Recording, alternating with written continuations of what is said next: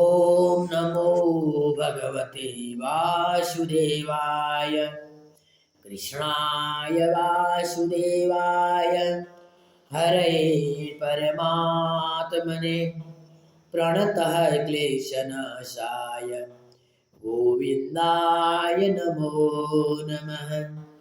नारायणं नमस्कृत्य नरं चैव नरोत्तमं देवीं सरस्वतीं व्यासं ततो जयमुदीरयेत्। अथ द्वाविंशोऽध्यायः। मैत्रेय उवाच एवमाविष्कृताशेष गुणकर्मोदयो मुनिं सप्रीड इव तं सम्राडुपारतमुवाच। मनुरुवाच ब्रह्माश्रितस्वमुखतो युष्मानात्मपरीक्षया छन्दोमयस्तपो विद्या योगयुक्तानलं पठान् तत्राणायाश्रितच्चास्मन् दोसहस्रात् सहस्रपात् हृदयं तस्य हि ब्रह्म क्षत्रमङ्गं प्रचक्ष्यते।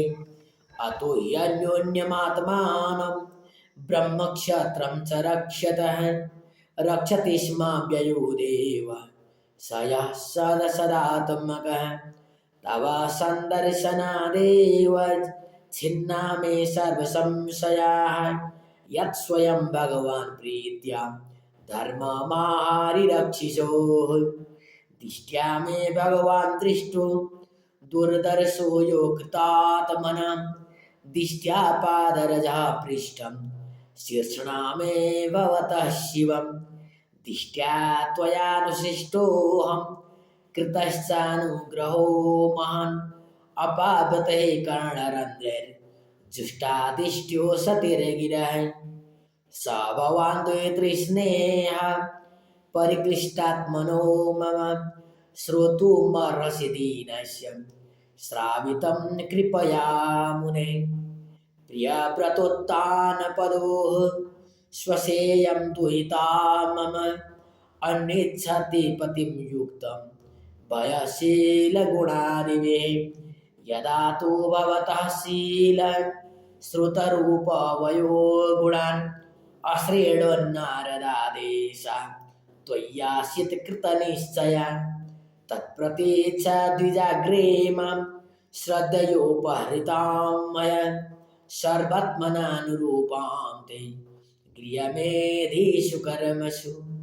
उद्यतस्य हि कामस्य प्रतिबाधो न शस्यते अपि निर्मुक्तसङ्गस्य कामरक्तस्य किं पुनः।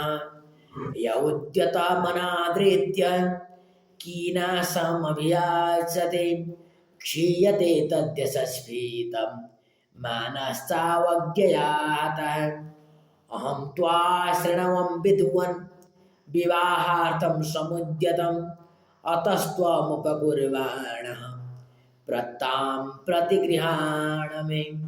ऋषिरुवाच बाढमुद्बोढुकामोहं मप्रत्ता च तवात्मजा आवयोरनुरूपोषा वाद्यो वैवाहिको विधिः। कामस्य भूया नरदेवतेस्याः पुत्र्याः समं नाय विधौ प्रतीतः। क एव ते तनयां नाद्रियेत स्वयैव कान्त्याधिपतिमिव श्रियम्। यां हर्म्यपृष्ठे कोणदङ्घ्रिशोभां विक्रीडतिं कन्दुकविह्वलाक्षीं विश्वावसुर्न्यपतत्स्वादिमानाद् विलोक्य सम्मोहविमूढचेताः। तां प्रार्थयन्तीं ललनाललामसेवितश्रीचरणैरदृष्टां वत्सां मनोरुच्चपदाश्वसारं को नानुमन्येत बुधो वियाताम्। अतो वदिष्ये समयेन साध्वीं यावत् तेजो विप्रियादात्मनो मे।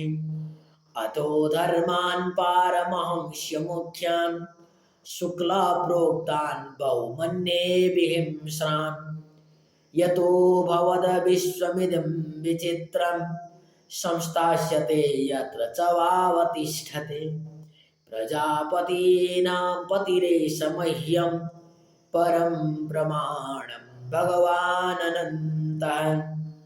मैत्रेय उवाच सौग्रधन्वन्यदेवा बभाषे आसीत् चतुष्णीमरविन्दनाभम् दियोपगृह्णन् स्मितशोभितेन मुखेन चेतो लुलुवे देवहूत्याः सोनु ज्ञात्वा व्यवसितं मयि स्यादुस्फुटं तस्मै गुणगणाढ्याय ददौ तुल्यां प्रहर्षितः शतरूपा महारागी पारिबर्हान्माननन् दम्पत्योपर्यदात् प्रीत्या भूषावासः परीक्षणान् प्रतां द्वैतरं सम्राट् सदृक्षाय गतव्यतः उपगुह्य च बाहुभ्यः मोत्कण्ठ्योन्मथिताशयः अशक्नुवंस्तद्विरहं मुञ्चन् बाष्पकलां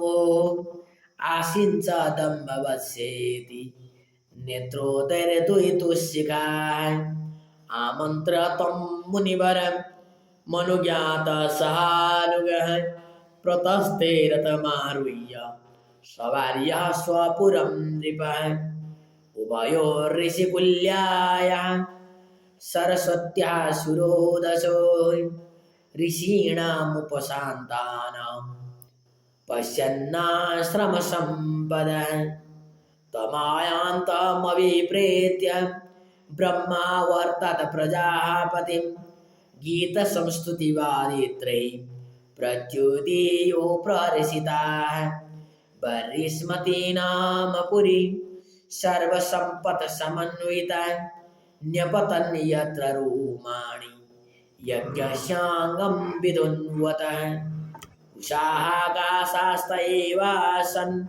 शश्वतहरितवर्चसः ऋषयो यै पराभाव्य यज्ञघ्नान् यज्ञमीजिरे उषकाशमयं बर्हि रास्तिर्य भगवान् मनो अयजाद्यज्ञपुरुषं लब्धास्थानं यतो भुवं वरिष्मतिं नाम विभुर्यां निर्विश्य समावसते तस्यां प्रविष्टो भवनं तापत्रयविनाशनं सवार्यः स प्रजाकामान् बुभुजे न्याविरोधतः सङ्गीयमान् शतकीर्तिः शस्त्रीभिः सुरगायकैः प्रत्युषेष्वनुबद्धेन हृदा शृण्वन् हरेः कथाः निष्णातं योगमायासु मुनिं स्वायम्भुवं मनुं यदा भ्रंशयितुं भोगा